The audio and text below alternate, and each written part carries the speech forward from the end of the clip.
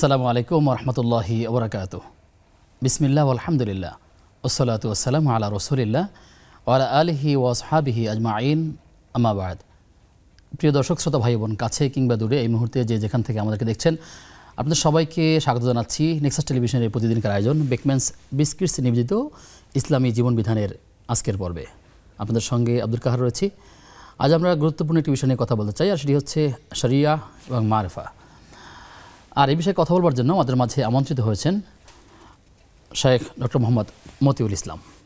আসসালামু আলাইকুম রহমতুল্লাহি ওয়া বারাকাতুহু। ওয়ালাইকুম আসসালাম রহমতুল্লাহি ওয়া বারাকাতুহু। শেখ কেমন আছেন? আলহামদুলিল্লাহ, আল্লাহ ভালো রেখেছেন, ভালো আছি। আপনি কেমন আছেন? আলহামদুলিল্লাহ, আল্লাহ রাব্বুল আলামিন ভালো রেখেছেন। দীর্ঘ 2 মাস পরে আপনার সাথে আবারও দেখা হলো। আপনার মাধ্যমে আমরা এই দুটো বিষয়ের উপরে বিস্তারিত কথা শুনবো ইনশাআল্লাহ। আলহামদুলিল্লাহ, বারাকাল্লাহু ফিকুম। প্রিয় দর্শক, আপনিও চাইলে আমাদের সাথে আয়োজনে যুক্ত হতে পারবেন। নেক্সাস টেলিভিশন ইসলামিক ফেসবুক পেজের কমেন্টে আপনার যে কোনো প্রশ্ন আমাদেরকে জানালে আমরা সেই সকল প্রশ্নের সারাই সমাধান জানবার চেষ্টা করবো। সেই সাথে স্ক্রিনে দেখার নম্বরে ফোন কলের মাধ্যমে আপনারা আমাদের সাথে সরাসরি যুক্ত হতে পারবেন।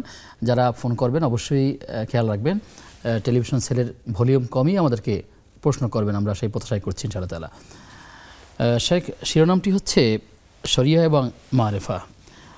আমাদের দেশে বিভিন্ন জায়গাতে আমরা দেখি যারা মারেফত নিয়ে ঘাটাঘাটি করেন তারা শরিয়াতকে উপেক্ষা করেন। প্রথমেই আপনি আমাদেরকে জানাবেন আসলে শরিয়াটা কি এবং এই মারেফা এটা বা কি, দুইটার পরিচয়টা কি? বিসমিল্লাহ, আলহামদুলিল্লাহ, ওয়াসসালাতু ওয়াসসালামু আলা রাসূলিল্লাহ ওয়া বাদ। আপনি যেটা বলেছেন শরিয়া তো আছেই, ইলম আর মারেফা এই দুইটার মধ্যে একটা সম্পর্ক আছে। শরিয়া তো আল্লাহর পক্ষ থেকে বিধান, বিধিবিধান, হালাল হারাম বা বিধিবিধান, হালাল হারাম। আবার একটা আছে মানহাজ, পদ্ধতি, চলার পথ। তো যেটা যেমন শরিয়ার লিকুল্লিন জাআলনা মিনকুম শিরআতান ওয়া মিনহাজা, প্রত্যেক নবীকে আল্লাহ রাব্বুল আলামিন একটা শরিয়ত দিয়েছেন, বিধান দিয়েছেন, আর সেটার পদ্ধতিও, প্রয়োগ পদ্ধতিও আল্লাহ তাআলা তাকে জানিয়ে দিয়েছেন।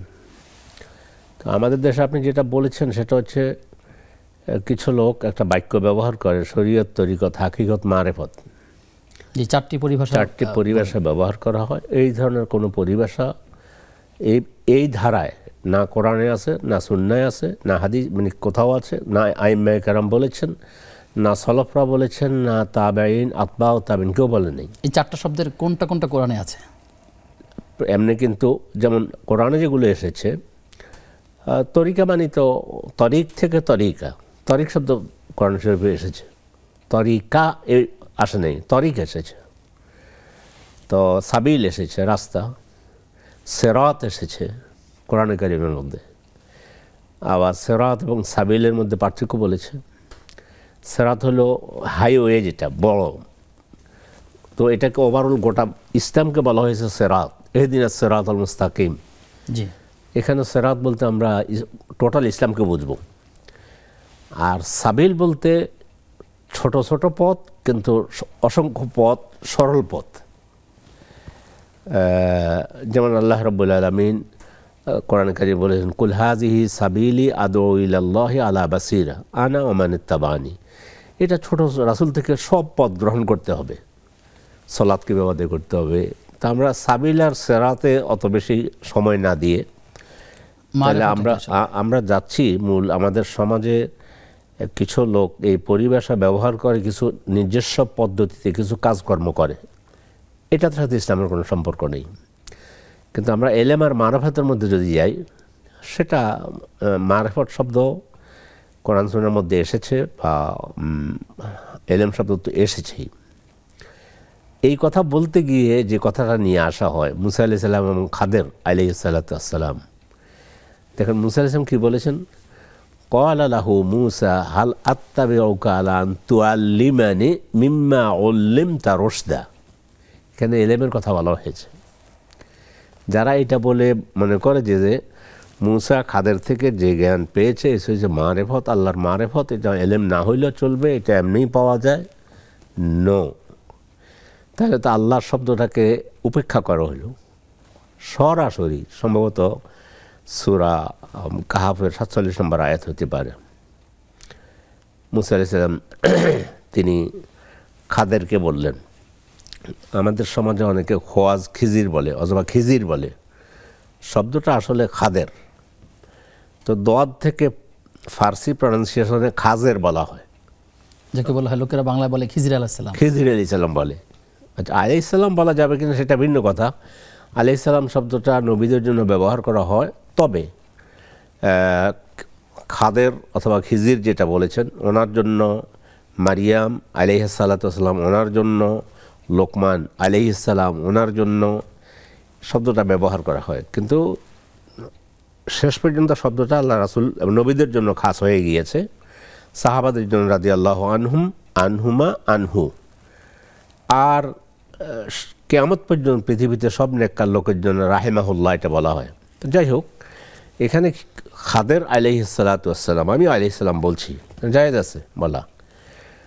ওনাকে মুসা আলাইহিস সালাম তো বললেন না যে আমি আপনার সাথে বায়াত হইতে চাই, মুরিদ হইতে চাই, আপনি আমাকে মারিফত শিক্ষা দিবেন, আল্লাহর মারিফত। উনি বলছেন হালা ক্বালা লাহু মূসা হাল আত্তাবিউকা আলা আন তুআল্লিমানি মিম্মা উল্লিমতা রুশদা। আপনি যা শিখেছেন সেখান থেকে আমাকে কি কিছু শিক্ষা দেবেন যার মাধ্যমে আমি সরল সঠিক পথের সন্ধান পাব। এখন আমরা আসছি মারিফত আরবি শব্দ, সহিহ শব্দ, এলেম আরবি শব্দ, সহিহ শব্দ হাদিসেও এসেছে, কোরআনেও এসেছে। তো এখন পার্থক্য কি দুটার মধ্যে পার্থক্য ওলামায়ে কেরাম এভাবে বলেছেন, অনেকগুলো পার্থক্য বলেছেন সহজে আমাদের দর্শকরা বুঝার জন্য। সেটা হচ্ছে প্রথম দর্শকদের ব্রেন থেকে এই কথা বাদ দিয়ে যে শরীয়ত, তরিকত, হাকিকত, মারিফত এই 4টা স্তর পার হয়ে তারপরে ফানাফিল্লা, বাকাবিল্লা, এইগুলা বলা হয়। এগুলোর সাথে ইসলামের কোনো আধ্যাত্মিকতার স্তরের কথা বলা হয়েছে। আধ্যাত্মিকতার এই ধরনের স্তর যদি নবী থেকে না থাকে তাহলে এই আধ্যাত্মিকতা আল্লাহওয়ালা আধ্যাত্মিকতা নয়। যদি রাসূল থেকে না থাকে, যদি সাহাবাদ থেকে না থাকে, যদি আইম্মায়ে কেরাম থেকে না থাকে, তাবেঈন থেকে না থাকে, আতবা ও তাবেঈন থেকে না থাকে, তাহলে ওই আধ্যাত্মিকতা আমরা বলবো যে এটা আল্লাহওয়ালা আধ্যাত্মিকতা নয়। আমি যাচ্ছি আলোচনার দিকে। হ্যাঁ, খাদের আলাইহিস সালাম যা করেছেন, কিন্তু শব্দটা ব্যবহার করেছেন আমি কি আপনার নিকট এসেছি, আপনার কাছে এসেছি এমন শিক্ষা গ্রহণ করার জন্য যে শিক্ষা আপনার কাছে আছে আমি জানি না। আমাদেরকে স্কুলে যে পাঠানো হয় এটা কিন্তু এলেমের জন্য পাঠানো হয়, মারিফতের জন্য পাঠানো হয়। মাদ্রাসা হইল সেটা হচ্ছে কি একটা স্তর আছে, অপ্রকাশ্য জ্ঞান কিংবা বাতিনি জ্ঞান। আমি আসতেছি ক্লাস 1, ক্লাস 2, ক্লাস 3, এটা একটা স্তর আছে এলেমের, এটাকে মারিফতের স্তর বলবো না আমরা। জি। তো সকল এলেম মারিফত, কিন্তু সকল মারিফত এলেম না। এই একটা জ্ঞান দিয়ে রাখলাম আমাদের দর্শকদেরকে, আলোচনার পরে বোঝা যাবে। এখন মারিফতটা হচ্ছে, হ্যাঁ আপনি যেটা বলেছেন, কিছু আছে এটার ক্লাসিক্যাল, আমি এখন শেখাচ্ছি 1 এ 1 2, 2 এ 2 4। আমার ছোট্ট বাচ্চাটাকে একসময় সে আরও বড় অঙ্ক করবে, কষতে কষতে সে যেতে যেতে যেতে যেতে একটা স্তর পার হয়ে যাচ্ছে, এটা এলেম, সেখান থেকে বুয়েটে যাচ্ছে ইত্যাদি। এখন মারিফতটা কি? মারিফত হচ্ছে, মারিফতের ভিতরে এলেম আছে, কিন্তু তো সকল এলেম মারিফত, সকল মারিফত এলেম না, মানে সেটা আর একটু উঁচু স্তরের। কি উঁচু স্তরের? যেটার জন্য কোনো সুনির্দিষ্ট মানহাজে যাওয়া যায় না। যেমন শাফি রাহিমাহুল্লাহ আল্লাহর অস্তিত্ব সম্পর্কে বোঝার জন্য নাস্তিকদেরকে একটা কথা বলেছেন যে ওয়ারাকাতুত তুত তাদুল্লু আলা ওয়াহদাতিল ওয়ুজুদ আলা আল ওয়াহদাতি রব্বিল ইজ্জাতি ওয়াল জাবারুত। তুত পাখির, তুত গাছ যেখান থেকে রেশম উৎপাদন হয় আর কি, আমরা এইভাবে আমরা বুঝবো। এই তুতের পাতা, তুত গাছের পাতা, এটা হরিণ খেলে মৃগনাভি হয়, মেশক হয়, আম্বার উৎপাদিত হয়। খুব মানে সহজলভ্য নয়, কিন্তু এটা অনেক অনেক দামি। একই পাতা যখন গুটি পোকা খায় তখন সেখান থেকে আসে ওই যে আমরা রেশমি পোষা বলি সিল্ক, সিল্ক দিয়ে যে জামা তৈরি করা হয়, এটাই রেশম, এবং এটাই হারাম পুরুষদের জন্য পরা, মেয়েদের জন্য হালাল। তো তাইলে আমরা পেলাম যদি তুত মানে গুটি পোকা খায় তাহলে রেশম বেরিয়ে আসে। একই পাতা যদি মৌমাছি খায় তাহলে সেখান থেকে মধু আসে। ইমাম শাফি রাহিমাহুল্লাহ বললেন যে আল্লাহর অস্তিত্ব বোঝার জন্য নাস্তিকদেরকে যে তোমরা ওরা গাছ, ছোট্ট একটা পাতা, তুত গাছের পাতা, বলছে মাদ্দা ওয়াহেদা, একই জিনিস, পাতা, একটা পাতা, ওয়াল মাসনা ইয়াখতালিফ, ওই সৃষ্টিতে এই যে একটা খাওয়ার পরে মৃগনাভিত হয়, আরেকটা খেলে মধু হয়, আল্লাহ তাআলার সৃষ্টির একটা বৈচিত্র্য। এটা বৈচিত্র্য। এইটাকে আমরা এলেম বলবো না, এটাকে বলবো মারেফাত। ইমাম শাফি রাহমাতুল্লাহ সূক্ষ্ম কথাটা বেছে নিয়ে এসেছেন। আমরা যেমন ভূমিকম্প হয়ে গেছে আমাদের দেশে, আল্লাহ সবাইকে হেফাজত করুন, আমাদের দেশকে সংরক্ষণ করুন, আল্লাহর কাছে দোয়া করি। সেখানে আলেমরা, এরপরে বা বৈজ্ঞানিকরা, বিশেষজ্ঞরা যে জিনিসটা সেখানে উপলব্ধি করছে যে এটা এই কারণে হয়, টেকটনিক যে প্লেট একটার উপরে একটা, এটা অমুকখানে আছে, অমুক জায়গায় আছে, এই যে সূক্ষ্ম ব্যাপারগুলো, তো এটা এলেমও আছে, এটার ভিতরে মারেফতও আছে, মানে এটা ভালোভাবে জানা। তো আল্লাহকে জানার জন্য আলেমতুল্লাহ এটা ব্যবহার না করে শরিয়া ছাড়া মারিফাতে জ্ঞান অর্জিত হয় কিনা? শরিয়া ছাড়া মারিফাতের জ্ঞান তো অর্জিত হওয়ার কোন সুযোগে নেই। আমার শরিয়া, আমার রব আমাকে চলার জন্য বিধান দিয়ে দিয়েছেন, সেই বিধানের ভিতরে এলেম আছে, মারেফাত আছে, আছে আছে সেটা শরীয়তের ভিতরে, ওভারঅল ইসলামের ভিতরে, ইসলামী বিধান, এই বিধানের মধ্যে আল্লাহ রাব্বুল আলামিন, একটা হলো এলেম। তো আরেকটি উদাহরণ দেই, যেমন কোরআন অধ্যয়ন করতে গিয়ে আপনি অধ্যয়ন করতেছেন, হঠাৎ করে আপনার একটা জিনিস বুঝে আসছে যে আল্লাহু আকবার, এটা তো আশ্চর্যের বিষয়। যেমন সূরা নসর, এটা যখন নাজিল হয়েছে, তা পরবর্তীতে ওমর রাদিয়াল্লাহু তাআলা আনহুর সময় এক সময় সাহাবাদেরকে, ওই আব্দুল্লাহ ইবনে আব্বাস তো তিনি ছিলেন তাফসিরের ইমাম, আল্লাহ রাসূলের সময় তাকে মানে বাহারুল উম্মাহ বা হেব্রুল উম্মাহ উপাধি দেওয়া হয়েছে। কেউ বলছে হেব্রুল উম্মাহ, উম্মতের কালী, এমন জ্ঞান আল্লাহ ওনাকে দিয়েছেন। তো সূরা নসরের মধ্যে কি মেসেজ আছে, সাহাবারা বললেন যে সেখানে আমাদের বিজয়ের কথা আছে, আনন্দের কথা আছে, ইত্যাদি ইত্যাদি। এটাকেই আব্দুল্লাহ ইবনে আব্বাস রাদিয়াল্লাহু তাআলা আনহু তিনি বললেন, এখানে একটা জিনিস আমাদের জন্য ইঙ্গিত, এখানে আল্লাহ একটা জিনিস ইঙ্গিত দিয়েছে যে রাসূল সাল্লাল্লাহু আলাইহি ওয়াসাল্লাম দুনিয়াতে আর থাকবেন না। কেন? বিজয় হয়েছে, যেই রিসালত দিয়ে ওনাকে পাঠিয়েছে, সেই রিসালত দায়িত্ব উনি সঠিকভাবে পালন করেছেন, রিসালত শেষ হয়েছে, এখন তিনি তার রবের সান্নিধ্যে চলে যাবেন। কেমনে বুঝছেন তিনি? ওয়াস্তাগফিরহু ইন্নাহু কানা তাওয়াবা ইযা জাআ নাসরুল্লাহি ওয়াল ফাতহু ওয়া রাআইতান নাস ইয়াদখুলুনা ফি দীনিল্লাহি আফওয়াজা ফাসাব্বিহ, আপনি প্রশংসা করুন, আপনার পূত পবিত্রতা বর্ণনা করুন আপনার রবের, ফাসাব্বিহ বিহামদি রাব্বিকা ওয়াস্তাগফিরহু, এবং আপনি ক্ষমা প্রার্থনা করুন। তো উনি বললেন যে ক্ষমা যেহেতু প্রার্থনা করতে বলা হয়েছে, তাহলে বোঝা গেল রিসালাতের মোটামুটি দায়িত্ব সমাপ্তি চলে আসছে, রাসূল এখন আল্লাহর সান্নিধ্যে চলে যাবেন। এটা কিন্তু ওনারা বুঝেন নাই, এটাই হলো মারেফাত। জি, আপনার কাছে আরও বিরতির পর ইনশাআল্লাহ। প্রিয় দর্শক, আপনারা দেখছেন বেকম্যানস বিস্কিটস নিবেদিত ইসলামী জীবন বিধান। সময় হয়েছে একটা বিরতির, ফিরছি কিছুক্ষণ পর, সাথে থাকুন।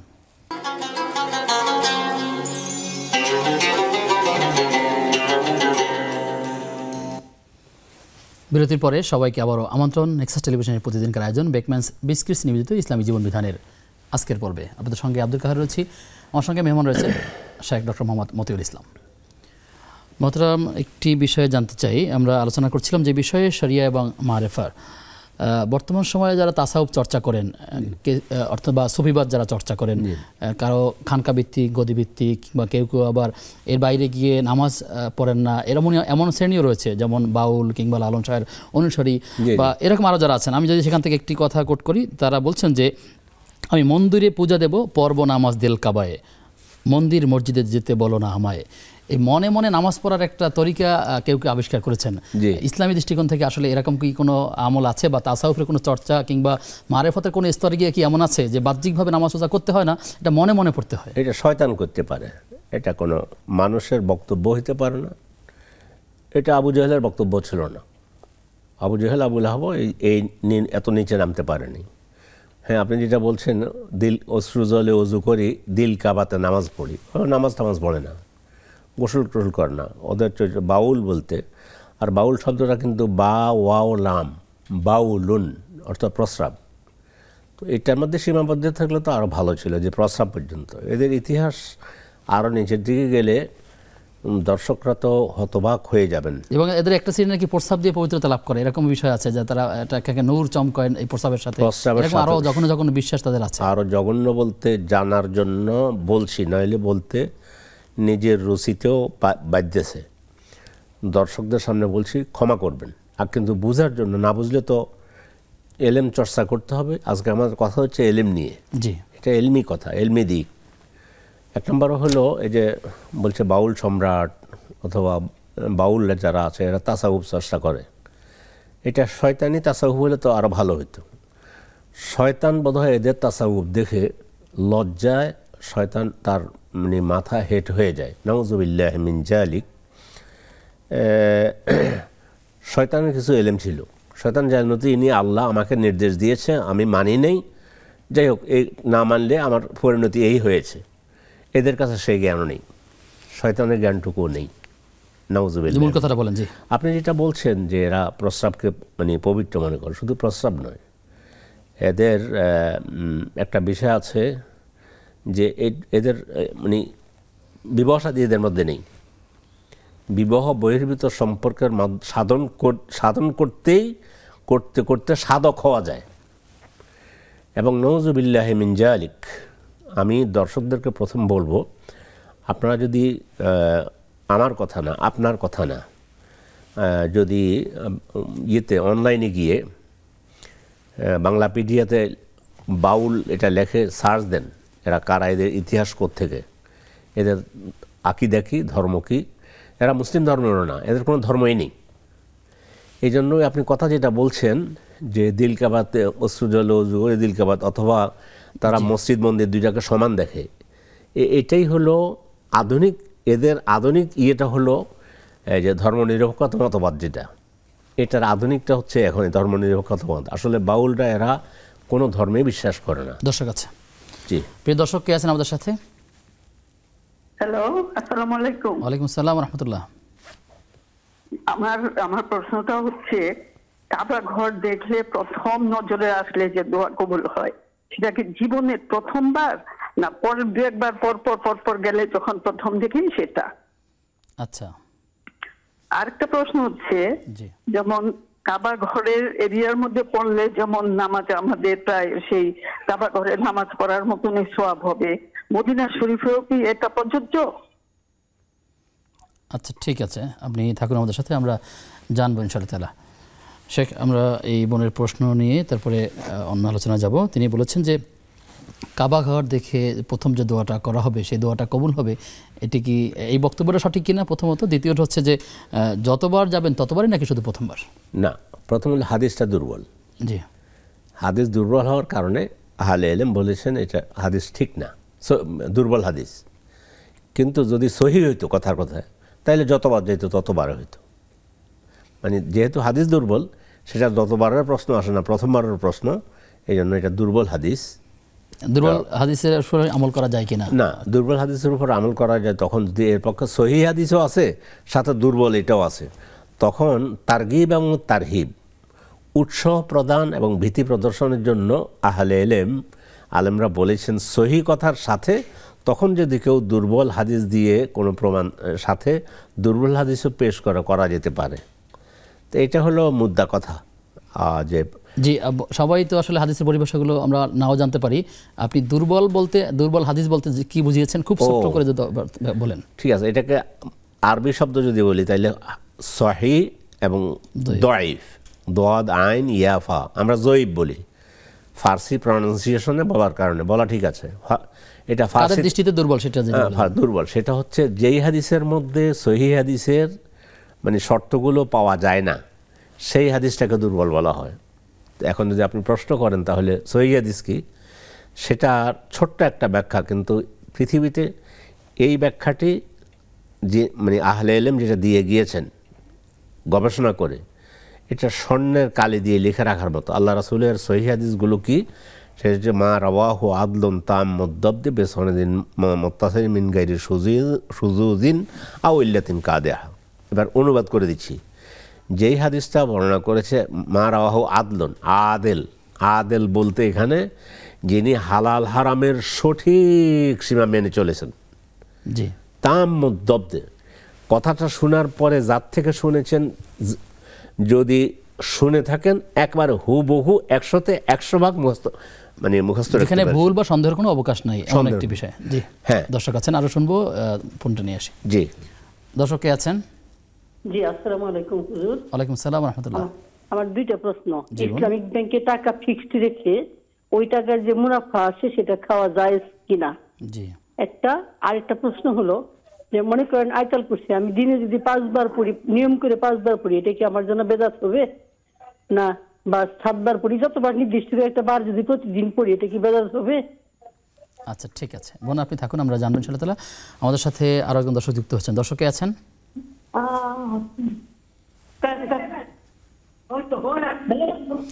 জি যিনি টেলিফোনে আছেন আপনি টেলিভিশন সেট থেকে একটু দূরে গিয়ে যদি প্রশ্ন করেন।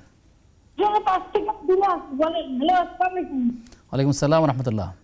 বলছি কি আমার মেয়ে একটা ছেলে ভালোবাসে, বুঝছেন? তা ওই ছেলেটা হলো বিদেশে যাবে, বিদেশ থেকে 5 বছর পরে বিয়ে করবে। তো ওর মা বলছে 2 বছর পরে মোবাইলে দিয়ে দিব। তা আমাদের পরিবার থেকে কেউ রাজি নাই, কি সম্ভব দিয়া বলেন? হ্যাঁ বোন, আপনি প্রশ্ন করার ক্ষেত্রে একটু থেমে থেমে উচ্চ আওয়াজে প্রশ্ন করুন। বলছি কি আমার মেয়ে একটা ছেলেকে ভালোবাসে, বুঝছেন? জি তা ওই ছেলেটা হলো সিঙ্গাপুর যাবে। তা ওই ছেলে সিঙ্গাপুর যাবে, তো ওই ছেলে 5 বছর পর থাকবে, আর 2 বছরের পর ছেলেটার মা মোবাইলের মাধ্যমে দিয়ে দিবে। জি মোবাইলের মাধ্যমে কি সম্ভব? আমার স্বামী রাজি না, বুঝছেন? আচ্ছা ঠিক আছে, যারা প্রশ্ন করবেন তাদেরকে আবার বলছি আপনারা টেলিভিশন সেট থেকে দূরে গিয়ে প্রশ্ন করবেন, তাহলে আমাদের বুঝতে সহজ হবে। প্রিয় দর্শক, আপনারা দেখছেন বেকম্যানস বিস্কিটস নিবেদিত ইসলামী জীবন বিধান। সময় হয়েছে আরেকটা বিরতির, ফিরছি কিছুক্ষণ পর, সাথে থাকুন।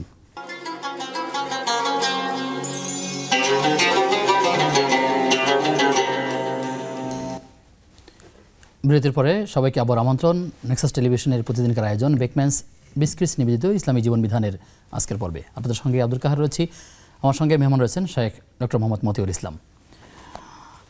শেখ আমাদেরকে প্রশ্ন করেছেন আমাদের এক বোন, যিনি জানতে চাইলেন যে কাবার চত্বরে মাতাফ এলাকায় যদি কেউ সালাত আদায় করে এবং তাতে কী সওয়াব পাওয়া যাবে, এবং ঠিক অপরদিকে মসজিদে নববীতে সালাত আদায় করলে কী সওয়াব পাওয়া যাবে?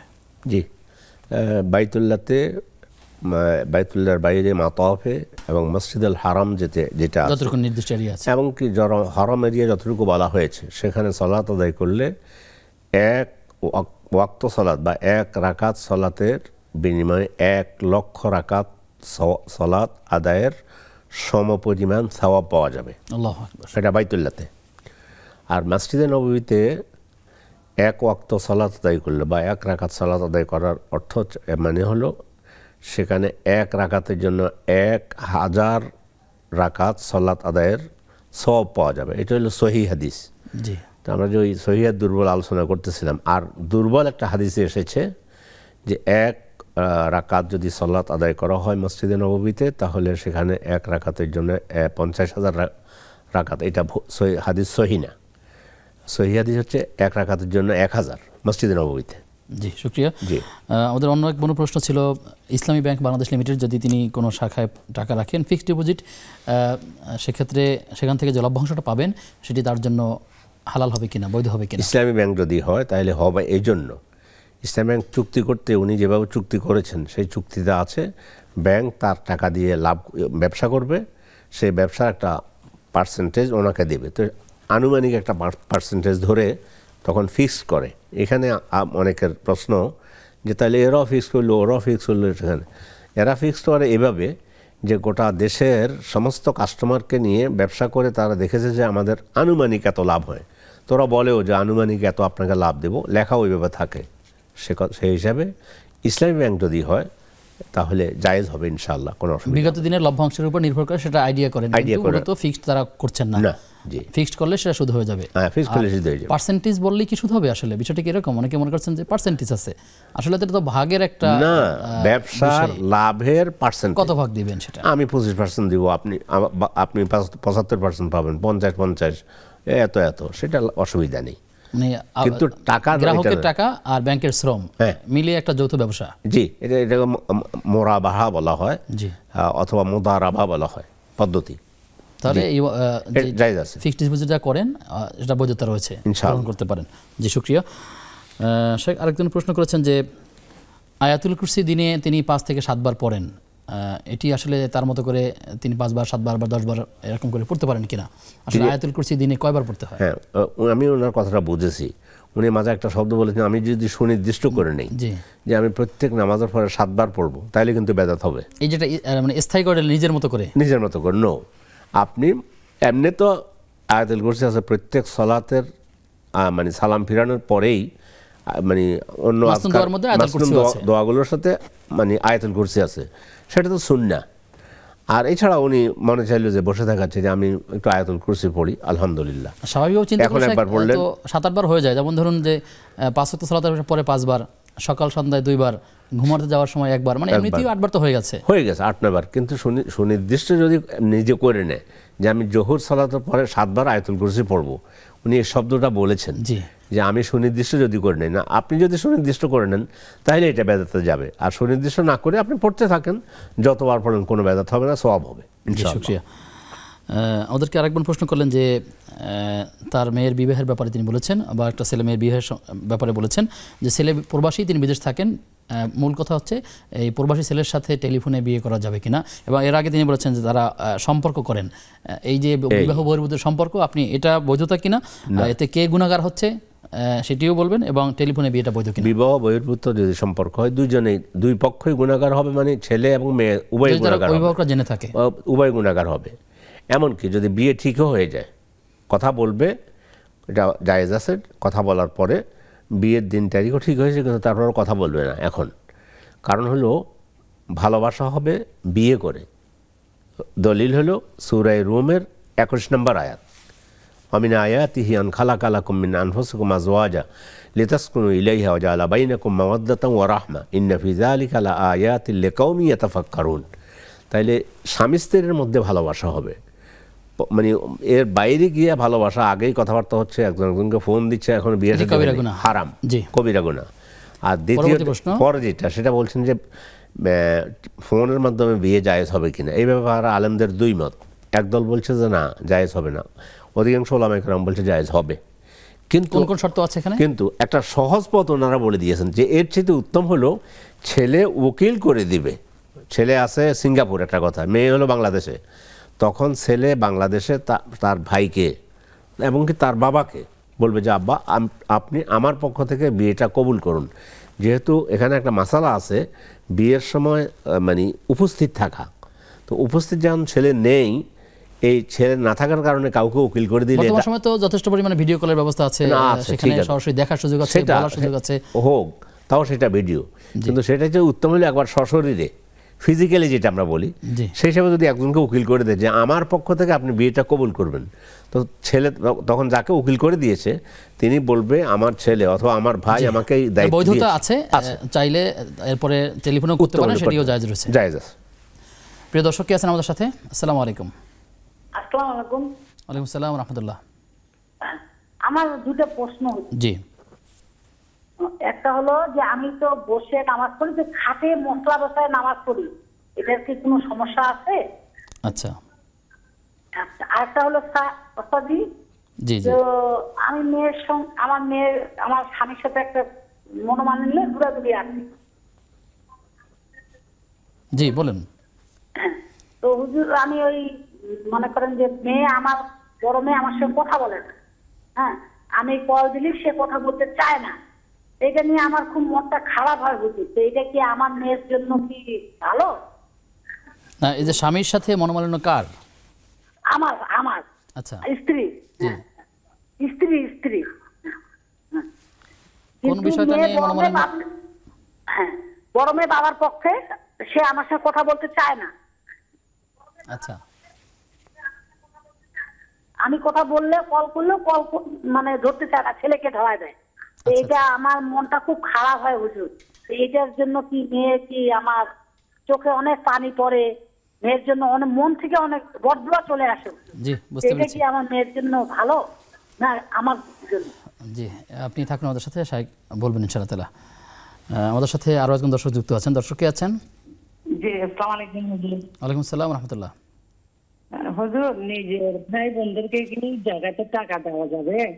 আর আমার কাছে আমার ভাই আছে 20 বছর, হ্যাঁ, তো ওরে দেওয়া যাবে জায়গাতে টাকা? হুজুর একটু যদি জানান।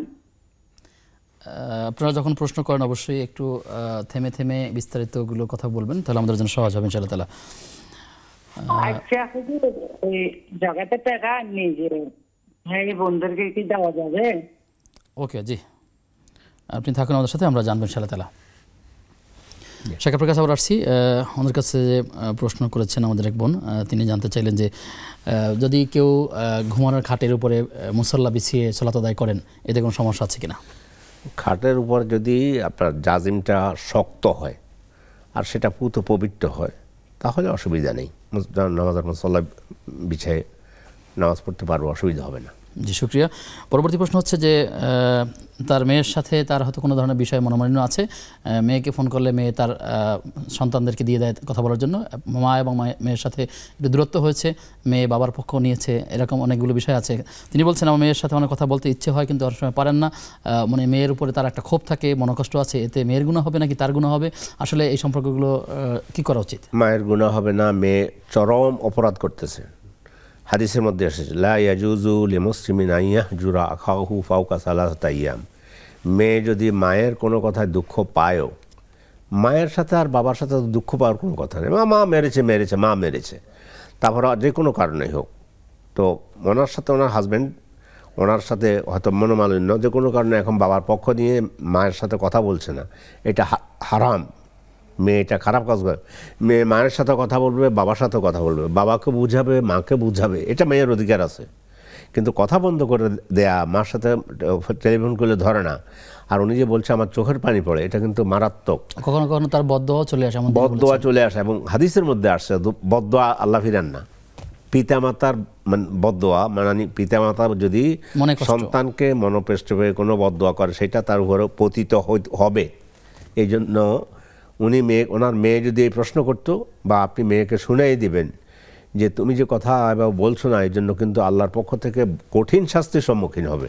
কখনো কখনো বাবা মায়ের বুঝের ক্ষেত্রে একটু ব্যতিক্রম থাকতে পারে, সন্তানদের চাইতে ভুল হতে পারে, কখনো কখনো এমনটি হতে পারে, তাই বলে যে আসলে তাদের সাথে সম্পর্ক দূরত্ব চলে যাবে এমনটি তো আসলে বাবা মার সাথে আপনি আপনার হাজব্যান্ডের সাথে বোঝাপড়া করে নেন, ওনার সাথে মিলেমিশে যান, অসুবিধা নেই।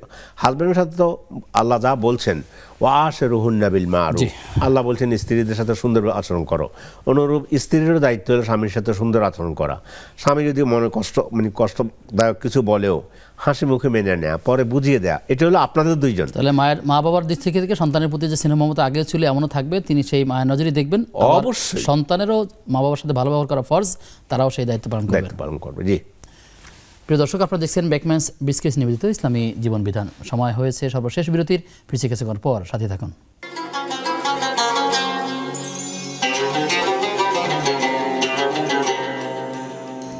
সবাইকে আবার আমন্ত্রণ ইসলামী জীবন জিজ্ঞাসার আজকের পর্বে। আপনাদের সঙ্গে আব্দুল কাহার রয়েছি, আমার সঙ্গে মেহমান রয়েছেন শাইখ ডক্টর মোহাম্মদ মতিউল ইসলাম। মোহতারাম, একটি জাকাত বিষয়ক প্রশ্ন, ভাই বোনকে জাকাত দেওয়া যায় কিনা? জি, ভাই বোন যদি বালেগ হয়ে যায়, প্রাপ্তবয়স্ক হয়ে যায়, এক ভাইয়ের সম্পদ আছে আর ভাই বোন আরেকজন, ওরা মানে সম্পদ নেই, নিরীহ, তাহলে ভাই বোনকে জাকাত দিতে পারবে, বোন ভাইকে জাকাত দিতে পারবে। জাকাতের 8টা খাত, যেহেতু এখানে ভাই নিরীহ, অসহায়, ফকির মিসকিনের কোটায় পড়ে, তাহলে দিতে পারবে। জি, একটি বিষয় জানতে চাই। ডক্টর আনোয়ার করিম বাংলাদেশের বাউল বইয়ের মধ্যে লিখেছেন যে বাউলরা কোনো মসজিদে যায় না, কোনো মন্দিরেও যায় না, এবং কোনো আসমানি গ্রন্থ তারা বিশ্বাস করে না। তাদের মূল কাজ হলো যৌনাচারের মাধ্যমে ইবাদত করা। তারা মনে করে দেহই হলো পরম সম্পদ, দেহের মধ্যে সৃষ্টিকর্তা আছে। এবং আহমদ শরীফ তার বাউল তত্ত্বের বইয়ের মধ্যে লিখেছেন কামাচার সাধনাই হচ্ছে বাউল পদ্ধতি। বাউলদের সাধনায় একজন পুরুষের জন্য একজন নারী লাগবেই, বিয়ে করা জরুরি নয়, অন্যের স্ত্রীও হতে পারে, পরকীয়া তাদের ধর্মে বৈধ, গাঁজা সেবন করা তাদের ধর্মে বৈধ, এরকম আরো অনেকগুলো বিষয় বলছে এখানে শেখ, এখানে অনেকগুলো বিষয়ে কোরআনের সাথে সাংঘর্ষিক এবং কুফরি অন্যান্য বিষয়গুলো আছে। প্রশ্ন হচ্ছে কোনো মুসলিম আসলে এটা যদি সাপোর্ট করে সে কি পরিমাণ গুনাহ করলে এবং তার ব্যাপারে সিদ্ধান্ত গুনাহ নিত। এখানে সে কাফের, তাকে কাফের মনে না করলে যে মনে করিবে না সেও কাফের হয়ে যাবে। ভোটের মাঠে নেমে অনেক মানুষ এই সত্যি কথা বলতে গিয়েও ভয় পাচ্ছেন এবং তারা রাজনৈতিক কারণে তাদেরকে বিরোধিতা করছেন না, কেউ কেউ পক্ষ অবলম্বন করছেন না। আসলে এটি কেমন ধরনের? মোটেও নয়। আমার রাজনীতি, আমি ভালো কাজ করতে চাই, আপনার পছন্দ হলে আমাকে ভোট দেন, আপনার পছন্দ না হলে ভোট দেবেন না। কিন্তু আপনি বাউল, আপনি ঠিক মতো বাউলকে তো মানে বাউল তো তার কোনো ধর্মই নেই। কুফরি কাজে সহযোগিতা করা, কমেন্ট করা, এটিও তো কুফরি। এবং কত জঘন্য, কত নিকৃষ্ট। এখানে যা লেখছে 100তে 100% ঠিক হয়ে তার সাথে আরও আমি যোগ করতে চাই, তাদের সাধনের মধ্যে একটা সাধন হচ্ছে একবার উচ্চ মার্গে ওঠার জন্য। নাউজুবিল্লাহি মিন যালিক। আমার দর্শকরা ক্ষমা করবেন, দিন জানার জন্য বলছি, নইলে বলতাম না। মানে একটু পরিশীলিত ভাষায় তো মিডিয়াতে কথা বলতে হয়। তারপরও তাদের হচ্ছে কুমারী মেয়ের শ্রাপ যেটা হয় প্রথম 3 দিনের, সেই শ্রাপে পান করে তারপর তাদের আধ্যাত্মিকতা আরও বৃদ্ধি পায়। এগুলো আমার কথা না, উইকিপিডিয়াতে লিখলে এই কথাগুলো সব চলে আসবে। মানে সকল মানে নোংরামির দিক থেকে কাফের মধ্যে আবার নোংরামির দিক থেকে এত জঘন্যতম কাফের, এটা নিচে আর কোনো কাফের হইতে পারে না। আল্লাহ তাআলা তাদেরকে হেদায়েত দান করুন, এতটুকুই বলবো। আমিন আমিন। জি, প্রিয় দর্শক কে আছেন আমাদের সাথে? জি, আসসালামু আলাইকুম। ওয়ালাইকুম আসসালাম ওয়া রাহমাতুল্লাহ। জি হুজুর, আপনারা যে কিছুক্ষণ আগে আলোচনা করলেন এই মেয়েদের সম্পর্ক নিয়ে, তো আমার মেয়ের একটা ছেলের সাথে সম্পর্ক ছিল, ওদের ফ্যামিলিটা ছিল সুদি কারবারের সাথে জড়িত। এটা নিয়ে আমরা 2 বছর অনেক কষ্ট করছি, অনেক বকাঝকা মারধরও করছি। কোনো সময় এক টানা 2 মাস আমি মেয়ের সাথে কথাও বলিনি। তো আমার যদি মন থেকে বদদোয়া আসে, এখন মেয়ে ঠিক হয়ে গেছে আলহামদুলিল্লাহ, এখন আমার মন থেকে বদদোয়া যদি আসে, আমি মা হিসেবে কি দোয়া করতে পারি মেয়ের যাতে বদদোয়াটা না লাগে? জি বোন, আপনি থাকুন, আপনি হতাশ হবেন না, নিরাশ হবেন না, আল্লাহ রহম করবেন, আমরা কথা বলবো ইনশাআল্লাহ তাআলা। দর্শক কে আছেন আমাদের সাথে? ওয়ালাইকুম আসসালাম ওয়া রাহমাতুল্লাহ। আমার প্রশ্ন হচ্ছে, আমার একটা বাকারা 2 আয়াত একটা কাগজের মধ্যে নোট আছে, লেখা আছে, এটাকে উজু ছাড়া করে ওটা ধরে করতে পারবে? হাতে ধরে করতে পারবে? আর একটা প্রশ্ন হচ্ছে যে আমরা যে উজু করি, উজুর সময় একটা আমরা বইতে পাইছি যে গলগল আছে কুলি করা, এখন কুলি আর গলগল একসাথে করবো নাকি আলাদা আলাদা করতে হবে? এই 2টা প্রশ্ন। আচ্ছা, থাকুন আমাদের সাথে, আমরা জানবো ইনশাআল্লাহ তাআলা। আমরা সরাসরি প্রশ্নে চলে যাচ্ছি। আমাদের বোন যেমনটি বললেন, যিনি তার মেয়ের একটি বিবরণ দিয়ে তিনি কথা বললেন এবং তার মনে মনে কষ্ট আছে, যদিও অনেকটা সঠিক হয়েছে, কিন্তু এখন আসলে সন্তানদের জন্য তার কি দোয়া করবেন অথবা কি করণীয় আছে? আগে বদদোয়া করেছেন, এখন আবার মেয়ের জন্য যে দরদ, ওনার যে কান্না এসে গেছে, এটুকুই যথেষ্ট। তার মানে হলে এখন তিনি দোয়া করতেছেন যে আল্লাহ, আগে যা বলে ফেলছি, মেয়েও অন্যায় পথে ছিল, এখন সুপথে আসছে, এটা ওনার কান্নাটা আসলো, এটাই হলো আন্তরিকতা যে আল্লাহ, আমার মেয়েটাকে আপনি আগে যা বদদোয়া করেছি সেটা থেকে আলহামদুলিল্লাহ রাব্বিল আলামিন, কিছু লাগবে না, ইনশাআল্লাহ আল্লাহ তাআলা সাহায্য করবেন। জি, আমাদের ভাই বলছেন যে সূরা বাকারার শেষে 2 আয়াত যদি কেউ কোনো কাগজে লেখা থাকে, এটি আসলে ওযু ছাড়া স্পষ্ট ধরা যাবে কিনা? ওযু ছাড়া কোরআন যত শেষ 2 আয়াত লেখা যদি থাকে, সেটা যদি দেখে, যেহেতু এটা কোরআন, ওযু ছাড়া কোরআন পড়া যাবে, কিন্তু ওযু ছাড়া কোরআন ধরা যাবে না। উনি যদি পড়ে লিল্লাহি মা ফিস সামাওয়াতি ওয়া মা ফিল আরদি, ওযু নেই, কোনো অসুবিধা নেই।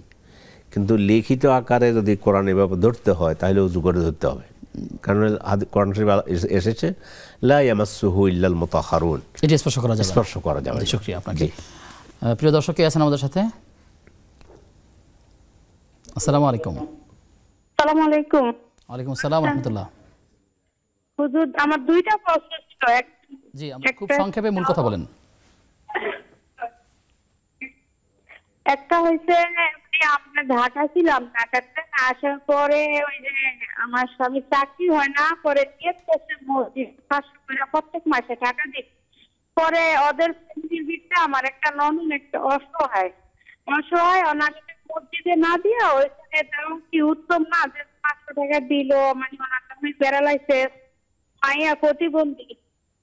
আর আরেকটা প্রশ্ন হচ্ছে, আমি জায়গাটা আসছি, আর একদিন প্রশ্ন করছিলাম, ঘুরে বলছিলাম আমল করার জন্য আমরা করি, আর আমার একটু দোয়া করেন বেশি করে। জি, আপনাকে ধন্যবাদ। আপনি থাকুন আমাদের সাথে ইনশাআল্লাহ তাআলা। শেখ আমাদের কাছে প্রশ্ন আছে যে আমাদের একবার বলছেন যে অজুর সাথে যে কুলি করবেন, সেই কুলি এবং গড়গড়া দুটো আসলে কিভাবে করবেন যদি একটু বুঝিয়ে দেন। মুখে পানি দিয়ে কুলি করা এটা হলো মূল। গড় গড় করে এটা করতে হবে, এটা বাধ্যবাধক, মানে খুব ম্যান্ডেটরি কোনো বিষয় না। করার জন্য বলছে, এবং উনি বলছেন যে সব কুলিতে লাগবে নাকি, মানে আসলে গড় গড় করতে হবে বিষয়টা এমন না, কুলি করতে বলেছে রাসূল সাল্লাল্লাহু আলাইহি ওয়াসাল্লাম, অথবা হাদিসে এটা সুন্নাহ, কুলি করবে। মূল ফরজের মধ্যে এটা পড়ে না। যদি কেউ বলেছেন ফরজের মধ্যে তো পড়ে যে ফাকসিলু উজুহাকুম ওয়া আইদিয়াকুম ইলাল মারাফিক ওয়ামসাহু বিরুউসিকুম ওয়া আরজুলাকুম ইলাল কাবাইন। এই চারটা হলো অজুর ফরজ। কিন্তু কুলি করতে গিয়ে গড়গড়া করতে হবে, সেটা করলেও সবগুলো তো করতে হবে, এটা ম্যান্ডেটরি কোনো বিষয় না। কুলি করবে বাস, এটাই হলো কথা। অনলাইনে একজন প্রশ্ন করেছেন যে আমাদের সমাজে অনেক মানুষকে দেখা যায় যারা কোরআন মানে হাদিস মানে না, আসলে এ ব্যাপারে কি বলবেন? কোরআন মানে তো না, এটা বললে তো কোরআন যদি মানে তাইলে কোরআনই তো বলছে হাদিসকে মানার জন্য। কেমন মা আতাকুমুর রাসূলু ফাখুযুহু ওয়া মা নাহাকুম আনহু ফান্তাহু। আল্লাহ তোমাদেরকে যা দিয়েছেন, রাসূল তোমাদেরকে যা দেন সেটা গ্রহণ করো, রাসূল তোমাদেরকে যা নিষেধ করেন সেটা তোমরা পরিহার করো। তো 2 রাকাত সালাতের কথাই বলি, একজন মানুষ কোরআন শরীফ থেকে আমাকে 2 রাকাত সালাত আদায়ের জন্য কোনো কিছু বের করে দেখ, তাইলে আমি তাদের বক্তব্য সঠিক নয়, বরং কোরআনের মধ্যেই হাদিস অনুসরণের কথা বলা রয়েছে। এইটা শুধু তারা এটা বলছে, এটা কোরআনের জন্য বলছে না যে আমরা কোরআনের জন্য মহব্বত আছে। এরা ইসলামের দুশমন, কাফের, এদের কুফরিতে সন্দেহ করা যাবে না। এদের বক্তব্য শোনা যাবে না, এদের থেকে দূরে থাকার চেষ্টা করতে হবে। সর্বশেষ প্রশ্ন, আমাদের এই অনুষ্ঠানে যারা দর্শকরা প্রশ্ন করেন, তারা এই প্রশ্ন করার মাধ্যমে আমরা এখানে উত্তর দেওয়ার চেষ্টা করি, সমাধান দেওয়ার চেষ্টা করি, বলার চেষ্টা করি, আপনারা চেষ্টা করেন, এতে কি পরিমাণ সওয়াব পাওয়া যাবে? আল্লাহু আকবার। খুব ছোট্ট করে যে উত্তরটা দেন। আলহামদুলিল্লাহ, একটা মাসালা যদি শিখেন তিনি, তাহলে আমরা তো পড়ুয়া জাতি ছিলাম, আমাদেরকে পড়তে বলেছে, এটাও পড়ার একটা অংশ। এই জন্য আমরা ফরজ কাজ আদায় করতেছি, এটার মাধ্যমে জ্ঞান দিচ্ছি। সে জ্ঞান অনুযায়ী যত আমল উনি করবেন সবটা সব আপনি পাবেন, আমি পাবো, আমাদের নেক্সাস টেলিভিশন পাবে, উনি তো ওনার আমল পরিশুদ্ধ করবেন। এই জন্য যা শুনবেন আমরা এখানে চেষ্টা করি। সবার ক্ষেত্রে তারতম্য আছে, সে চাইলে তো বসে বসে তাসবিহ পড়তে পারে বা অন্য কোনো কাজ করতে পারে, এটা না করে সেখানে টেলিফোনে প্রশ্ন করার মধ্যে দিয়ে কি বেশি সওয়াব পাওয়ার অধিকারী হতে পারে? না, অবশ্যই এখানে যদি ওনার কিছু না জানা থাকে, জ্ঞান অর্জন করা তো অনেক উত্তম। তো এখন অনেক কিছু জানা নাই, যে আজকে প্রশ্নগুলো করলেন ওনার জানা নেই, আমল করলে হয়তো ব্যক্তি নিজেই নিজে আমল করবেন, কিন্তু একটা উত্তর শুনে তো অসংখ্য মানুষ আমল করবে সঠিকটা। সুবহানাল্লাহ, আলহামদুলিল্লাহ। কিন্তু ওনার এক প্রশ্নের মাধ্যমে যত দর্শক এটা শুনতেছে, ওরা যদি আমলটা করে নেয় তাহলে সবার সমপরিমাণ সওয়াব উনি পাবেন। আল্লাহ তাআলা সবার আমল নামায় যারা যুক্ত আছেন সবাইকে আল্লাহ তাআলা বারাকা দান করুন। আমিন ইয়া রাব্বাল আলামিন। আপনাকে ধন্যবাদ জানিয়ে আপনাকে বিদায় নিচ্ছি। অসংখ্য ধন্যবাদ আপনাদেরকে আমাকে দাওয়াত দেওয়ার জন্য। প্রিয় দর্শক, আপনারা দেখছেন বেকম্যানস বিস্কিটস নিবেদিত ইসলামী জীবন বিধান। আমরা যতগুলো বিষয়ে কথা বলেছি, আল্লাহ তাআলা আমাদেরকে আমল করবার তৌফিক দান করুন। আজ এ পর্যন্তই। আগামী অনুষ্ঠান দেখবার আমন্ত্রণ জানিয়ে আজকের মধ্যে বিদায় নিচ্ছি। আসসালামু আলাইকুম ওয়া রাহমাতুল্লাহি ওয়া বারাকাতুহু।